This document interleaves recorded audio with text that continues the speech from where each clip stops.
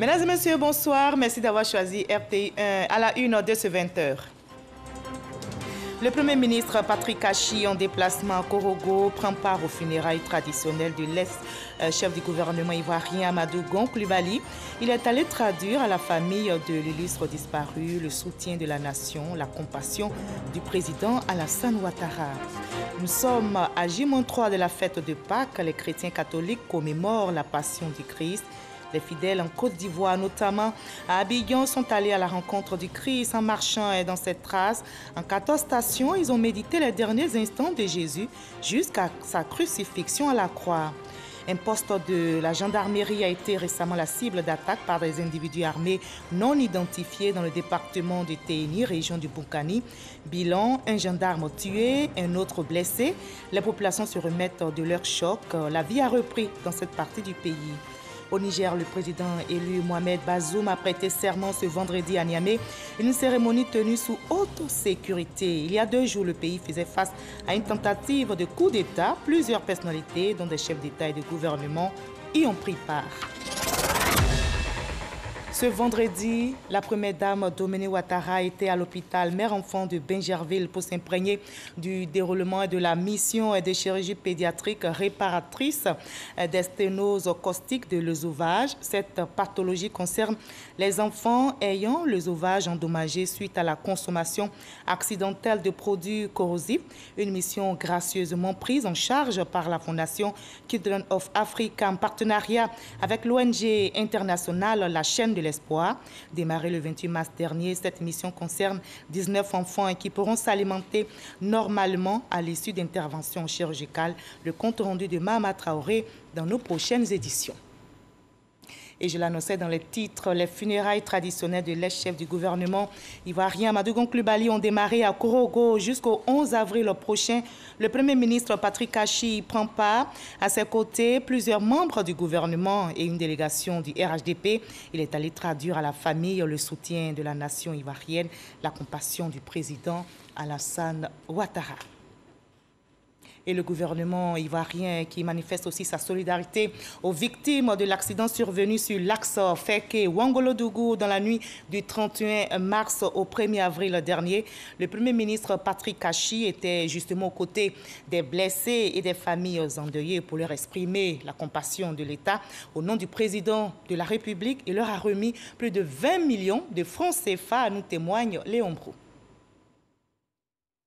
Dépêché par le président Alassane Ouattara, le Premier ministre Patrick Achi à l'hôpital général de Feke-Sédougou.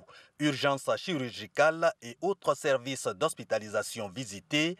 Question pour le chef du gouvernement de s'enquérir de l'état de santé des blessés de l'accident mortel du 1er avril 2021, leur traduire la compassion et le soutien du chef de l'État, mais aussi comprendre les circonstances de ce drame. Encore 10 internés à l'hôpital général de Feke-Sédougou sur les 62 blessés de l'accident qui a fait 20 morts, dont 15 sur le coup.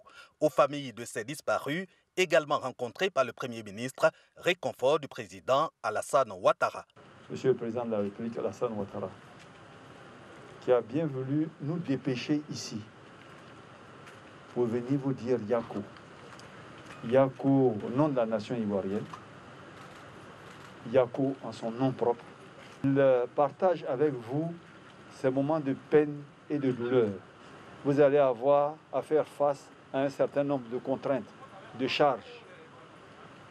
Il m'a également délégué afin de pouvoir vous apporter le soutien de la nation, son soutien, le soutien du gouvernement. Plus de 20 millions de francs CFA, la participation du chef de l'État aux soins des blessés et aux obsèques des morts, une contribution fort appréciée. Ce qui peut réconforter quelqu'un qui perd un être cher, c'est très souvent la personne de certaines personnalités auxquelles vous ne vous attendiez pas.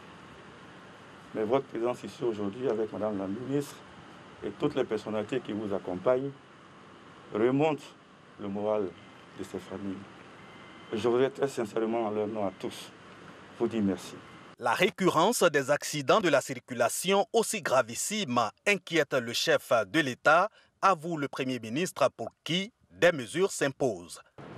Les enquêtes sont diligentées pour comprendre dans quelles circonstances dans quelles conditions ce drame est survenu, afin que les mesures appropriées au niveau administratif et judiciaire éventuellement soient prises.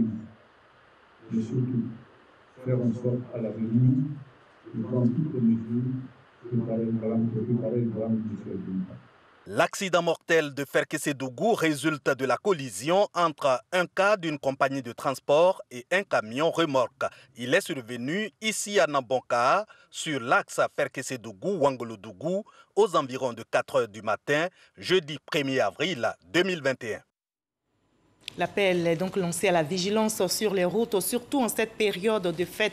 On célèbre bientôt la Pâques. Malheureusement, l'ambiance festive a été entachée sur l'autoroute du Nord. On déplore un accident au niveau du PK18. Une bâchée qui convoyait des vivres dans une autre localité pour la fête a vu son pneu éclater. Le bilan fait état de 3 blessés. Alors, prudence sur les routes. Autre fait malheureux, un poste de la gendarmerie a été récemment la cible d'attaque par des individus armés non identifiés dans le département du Téini, région du Bonkani. Bilan, un gendarme tué et un autre blessé. Les populations se remettent de leur choc. La vie, vous allez le voir, a repris dans cette partie du pays, nous rapporte Abou Sanogo. Campement Vieux Karim, situé à 17 km du village de Kolobogo dans le département du Téini, appartenant à la région de Bouna.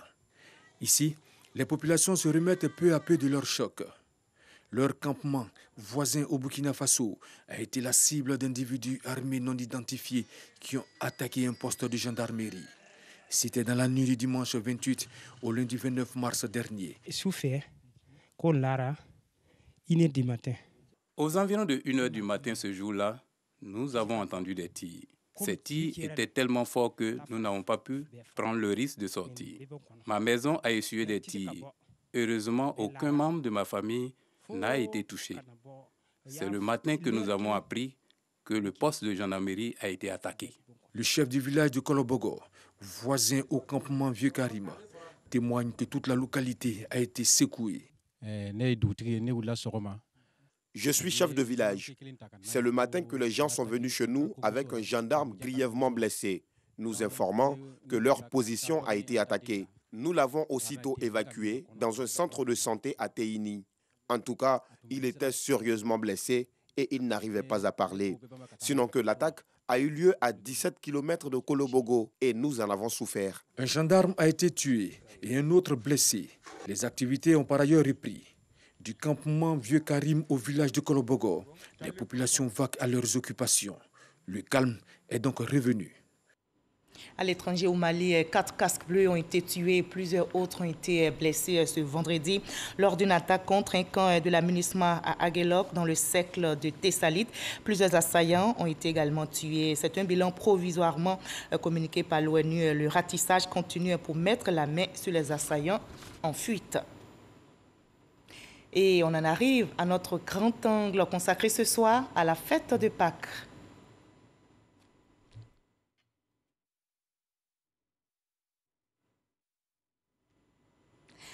Nous sommes dans la semaine sainte. À 3 jours de la Pâques, les chrétiens catholiques se souviennent de la passion du Christ.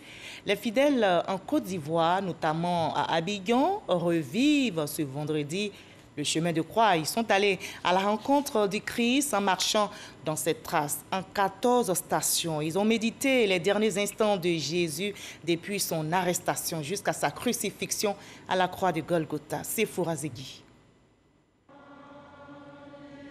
Le chemin de croix vécu au sein des paroisses catholiques d'Abidjan ce vendredi 2 avril. Une scène particulière. Un jeune homme porte une croix en souvenir des souffrances endurées par Jésus-Christ.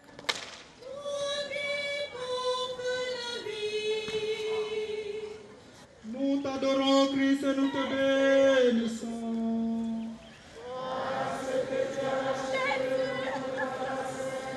Le vendredi saint, c'est le jour où l'on célèbre la crucifixion et la mort de Jésus-Christ sur la croix. C'est un moment de jeûne où l'on vit le parcours du chemin de la croix. Cette journée est une tradition qui consiste à méditer sur la passion de Jésus depuis son arrestation au Jardin des Oliviers jusqu'à sa mort sur la croix de Golgotha.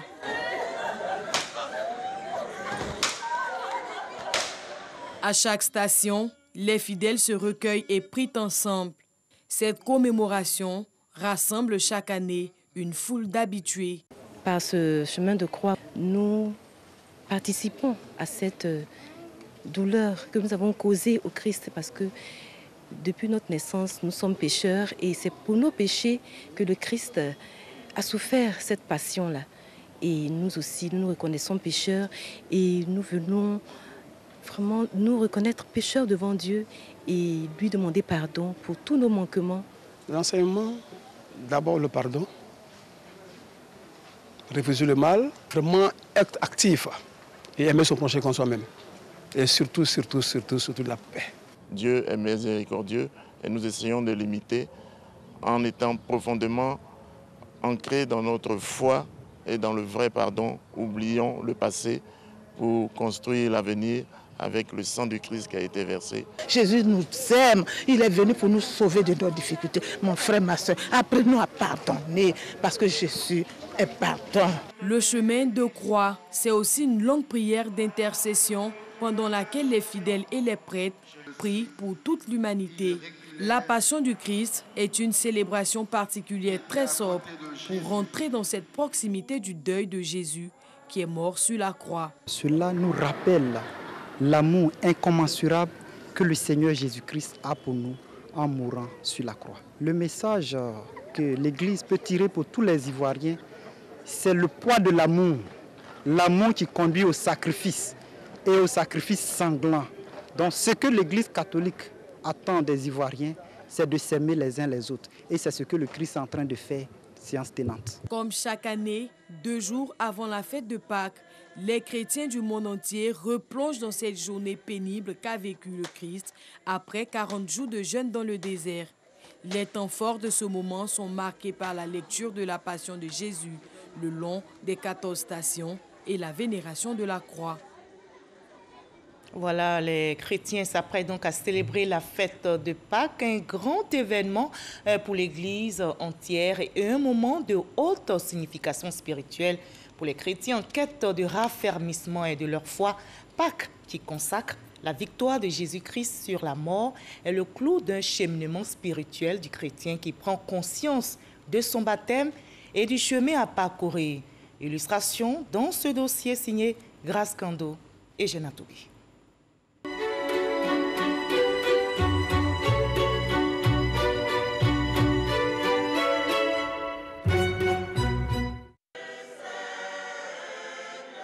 Nous sommes vendredi saint, à 2 jours de la fête de Pâques célébrée ce dimanche.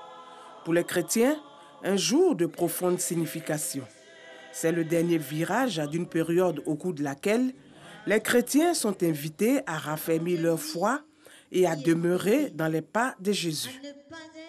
Ce moment-là est un moment très très important pour tous les chrétiens qui acceptent d'être dans des conditions du soleil, pour vraiment dire au Seigneur, pardon, nous reconnaissons pécheurs.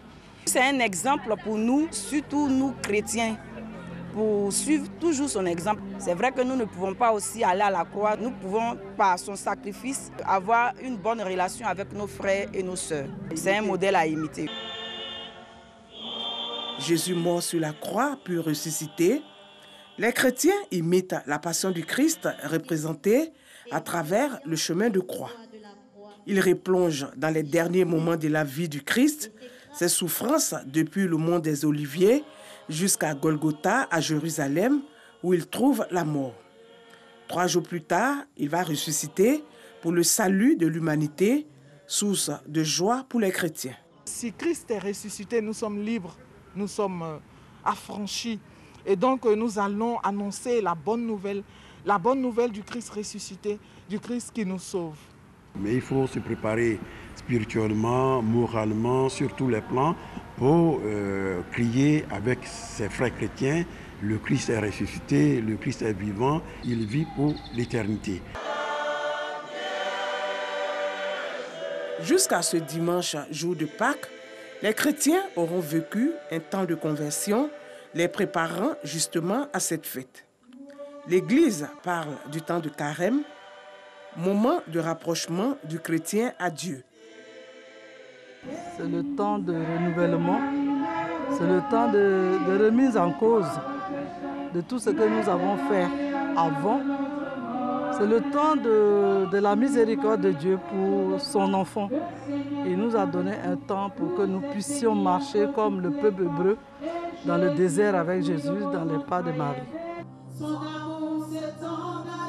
Le point de départ du temps de carême que vivent les chrétiens jusqu'à Pâques s'ouvre par le mercredi des cendres.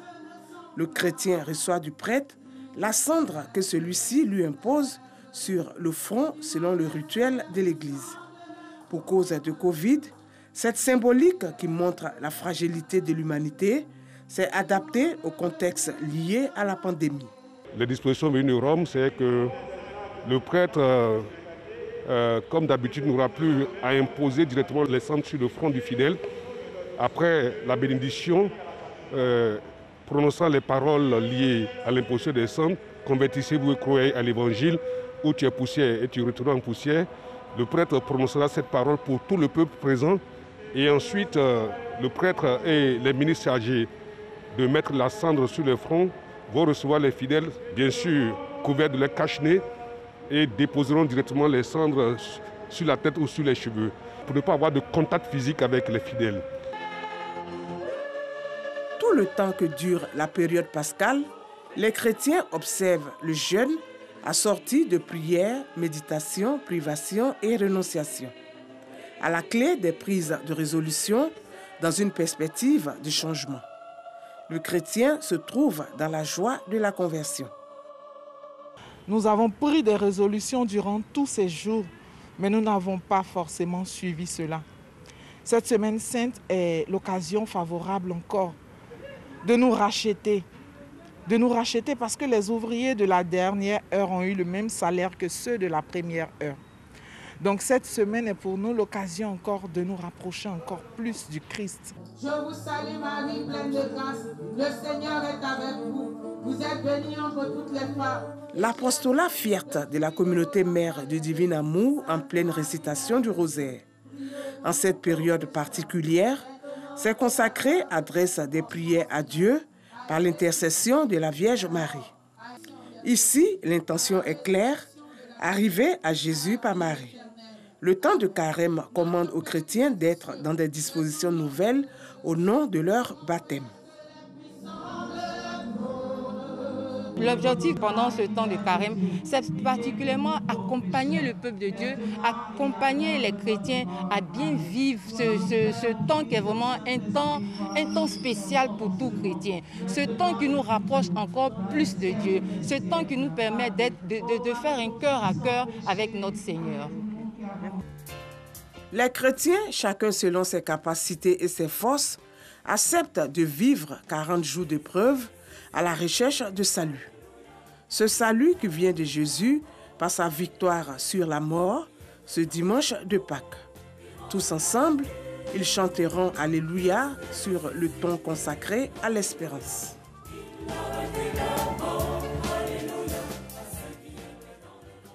Voilà ce temps pascal qui nous plonge dans la vie du Christ, le Christ qui restaure et vivifie. C'était le dossier VDC signé Grace Kando et Eugène Atoubé. Nous partons pour Daloa. Le président Alassane Ouattara est solidaire des fidèles chrétiens en ce moment de jeûne. Il a fait des dons en vivres et non-vivres à la communauté chrétienne du Haut-Sassandra, dont remis par la secrétaire d'État chargée des droits de l'homme, Aimé Zébéyou, au responsable de l'église catholique à Daloa. Alassane Koulibaly, Mamadou Kouassi, pour le reportage. La secrétaire d'État Aimé Zébéyou au centre d'accueil du Césaire de Daloa. Elle y est les mains chargées de prison de la part du chef de l'État. Des cartons d'huile, de savon, du riz et bien d'autres produits. À travers ce geste, le président de la République, Alassane Ouattara, veut apporter son amour aux chrétiens catholiques du Haut-Sassandra dans un esprit de partage en cette période de carême chrétien. C'est une occasion de partager avec tout le monde, une occasion de montrer notre charité. Mais la charité, la vraie charité, l'amour n'est pas une charité. C'est la raison pour laquelle nous sommes venus dire que ce message, c'est un message d'amour du président de la République à l'égard de tous les chrétiens de Côte d'Ivoire. Un don destiné aux chrétiens catholiques du séminaire Saint-Pierre de Daloa et à la Caritas diocésaine. ainsi qu'au séminaire Sainte-Thérèse d'Issia. Ces dons donneront, n'est-ce pas, aux différents récipiendaires, surtout pour ce qui concerne la Caritas aux pauvres, cela leur redonnera un peu de dignité. Et laquelle dignité leur permettra de vivre la fête pascale avec beaucoup plus de joie. Le don du président de la République, Alassane Ouattara, a pour but de soulager les chrétiens catholiques en ces moments de carême chrétien. Il faut rappeler qu'avant cette remise de présents, la secrétaire d'État, Aimé Zébéyou, est aux côtés des fidèles chrétiens catholiques pour la célébration de la fête des Rameaux, moment choisi pour prier pour la paix et inviter à la promotion du vivre ensemble et à la cohésion sociale. Voilà la chaîne de solidarité qui se solidifie dans notre pays. La fête de Pâques, je rappelle, sera célébrée dans quelques heures. En prélude à cette célébration, le premier magistrat de la commune d'Atekoubé a fait don de kits alimentaires à 500 veuves, un don apprécié par les bénéficiaires et qui comptent en faire bon usage, nous rapporte Grace Kando.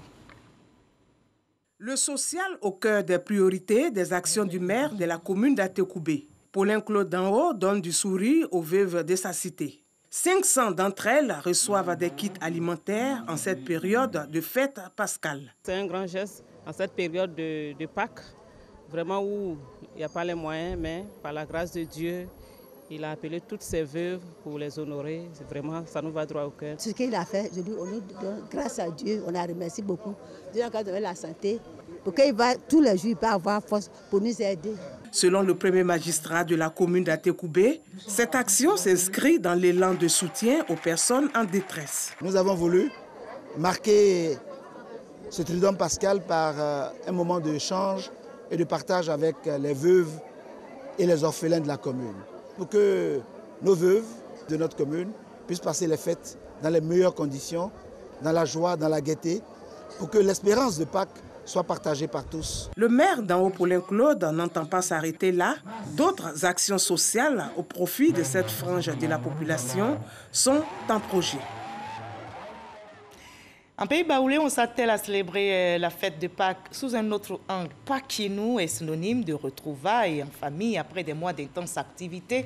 Cette année, personne ne veut en tout cas se faire raconter l'événement, surtout après le rendez-vous manqué de l'année dernière en raison, vous le savez, des mesures restrictives prises à cause du coronavirus. Les préparatifs avancent, non sans quelques difficultés liées à la réservation des cas. Le reportage est signé Didier Nguessan.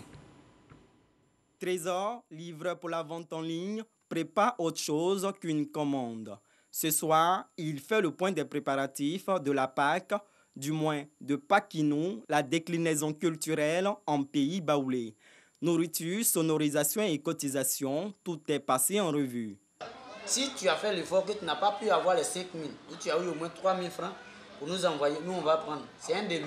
Après le rendez-vous manqué de 2020, Pakinou aura bien lieu cette année et Trésor n'entend pas se faire compter l'événement. On a pratiquement fini puisque nous avons déjà responsabilisé certaines personnes pour les activités à tenir. Au village également, ils ont constitué un groupe pour, on appelle l'installation des appareils et tout ça. Pour l'heure, il n'y a pas grand-chose à faire à Abidjan. Seulement qu'il faut mobiliser les gens à partir. La moto, l'outil de travail de Trésor, servira aussi pour le transport jusqu'au village de Dadiekro, dans le département de Daoukro. Si on veut organiser un convoi, il faut au moins un nombre de peut-être 50 à 70 personnes. On n'atteint pas ce nombre. Raison pour laquelle on a décidé de prendre les motos pour aller en Pâques. Un déplacement qui vaudra certainement son pesant d'or.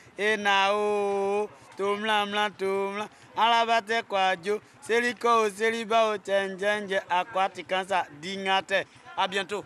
Contrairement à Trésor, d'autres organisateurs de Pakinou cherchent encore un moyen de transport. Epiphane est chargé d'organiser un convoi pour sa communauté. Après une vingtaine de minutes d'échange avec un propriétaire de car, rien n'est gagné d'avance. Le monsieur il a 2 cars de 35 places, ce qui nous arrange d'ailleurs. Maintenant, il nous demande d'envoyer la moitié aujourd'hui maintenant pour pouvoir être sûr d'avoir le car. Les 2 cars nous reviennent normalement à 840 000. Voilà, donc nous devons avancer normalement 420. Voilà, pour être sûr d'avoir le car et puis comme ça, avant le départ, on verse la totalité. On repart pour revenir demain pour espérer avoir les cars. Le car ira au plus offrant. Il faut donc être créatif.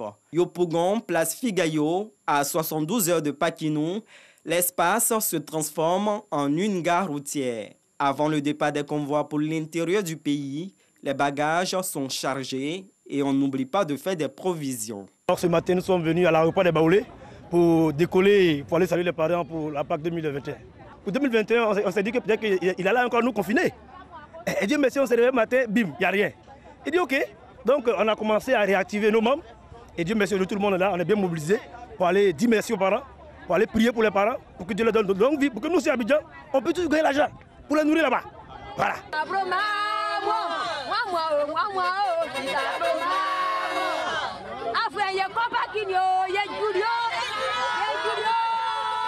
À quelques mètres de Figayo, la place CP1.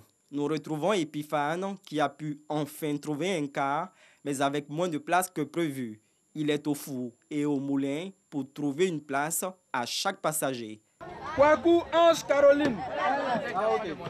Depuis la dernière fois, on allait lutter par rapport à la sécurisation du car et on a pu finalement avoir un car. Et là, vous voyez bien qu'il y a des personnes qui sont arrêtées, qui attendent certainement une éventuelle possibilité pour pouvoir voyager.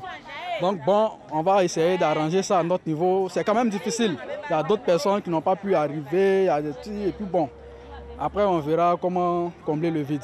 Un moment aussi de retrouvailles. C'est mon grand frère, il y a longtemps que je l'ai vu. Et aujourd'hui, à cause des Pâques, on s'est retrouvés. Et puis je suis heureux de connaître mon village encore. 40 minutes plus tard, c'est le grand départ pour Polonou, à 13 km de Didiéville. 5 heures de trajet et la fête de Paquinou pourra commencer. Voilà, ils arriveront tous à destination. Paquinou sera célébré, mais prudence sur la route. En Côte d'Ivoire, justement, cette période de fête, on accentue la lutte contre la pandémie de Covid-19 qui frappe l'humanité.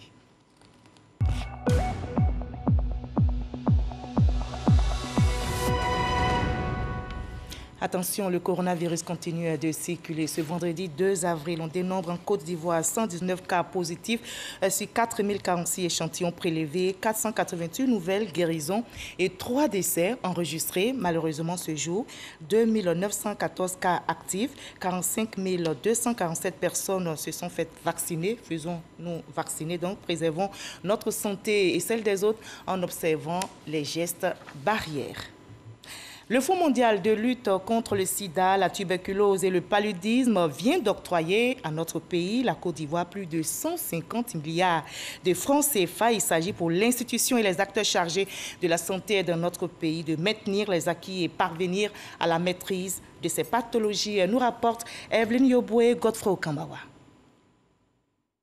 La lutte contre ces 3 maladies connaît une avancée significative en Côte d'Ivoire. Ce fonds de plus de 150 milliards de francs CFA octroyé par le Fonds mondial de lutte contre le sida, la tuberculose et le paludisme permettra de maintenir les acquis et parvenir à la maîtrise de ces pathologies. Ce que nous attendons de ces principaux bénéficiaires, c'est qu'ils puissent utiliser l'argent comme il le faut, c'est-à-dire pour pouvoir toucher les populations vulnérables, les populations qui sont atteintes de ces maladies-là, pouvoir leur permettre d'avoir un bien-être.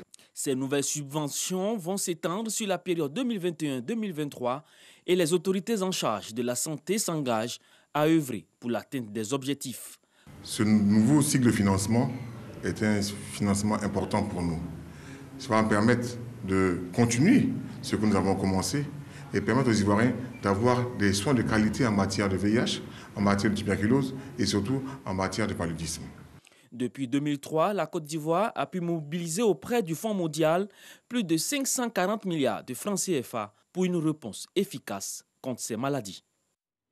Et dans ce contexte de lutte contre ces maladies, Abidjan, la capitale économique ivoirienne, abrite depuis jeudi la 3e édition de la foire de la CEDEAO. Une vingtaine d'exposants venus de toute l'Afrique de l'Ouest sont au rendez-vous pour cette foire spéciale. Cette grande foire de la CEDEAO ouverte au grand public se déroule à Abidjan, dans la commune du Plateau précisément. On en sait plus avec notre reporter Lansene Bakayoko. Cette grande foire qui se tient à Abidjan rassemble pêle-mêle des exposants venus de tous les horizons de la sous-région ouest-africaine. Dans les stands, on trouve aussi bien des professionnels de la mode, du tourisme, que des artisans spécialistes du bijou, du cosmétique et du textile. Occasion d'exploiter le potentiel commercial de l'espace ouest-africain qui représente un marché de plus de 300 millions de consommateurs. La foire est gérée de sorte que tous ces pays qui participent, on leur crée une plateforme d'échange économique pour qu'ils puissent avoir des contacts de vente et d'affaires en Côte d'Ivoire. Les exposants eux-mêmes affichent des promotions en tout genre, proposent parfois des facilités de paiement, de quoi écouler des marchandises et compenser un peu les pertes du confinement liées à la pandémie de la Covid-19. Pour cette année, le Burkina Faso est le pays invité d'honneur. Nous organisons des sessions pour permettre de faire une émulation en termes de création et de créativité. Et la trentaine d'exposants venus du Burkina et d'Abidjan vont donc mettre à la disposition des consommateurs des produits issus de cette création. Cette manifestation commerciale communautaire est une opportunité pour le secteur privé, notamment des PME, de réaffirmer son engagement à la construction d'une union économique durable à travers l'intégration réussie des agents économiques. Et on va terminer par le Niger, où le président élu Mohamed Bazoum a prêté serment ce vendredi à Niamey.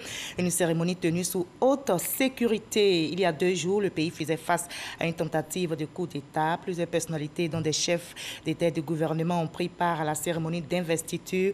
Le passage du relais entre le président sortant Mahamadou Issoufou et Mohamed Bazoum est le premier entre 2 présidents démocratiquement élus dans le pays. Fin de ce 20h, supervisé par Hugues Hervé Blé. Merci à toute l'équipe technique, surtout à vous de nous avoir suivis. Bon week-end Pascal. Prenez soin de vous. Demain 20h, vous avez rendez-vous avec Kolo Klibali.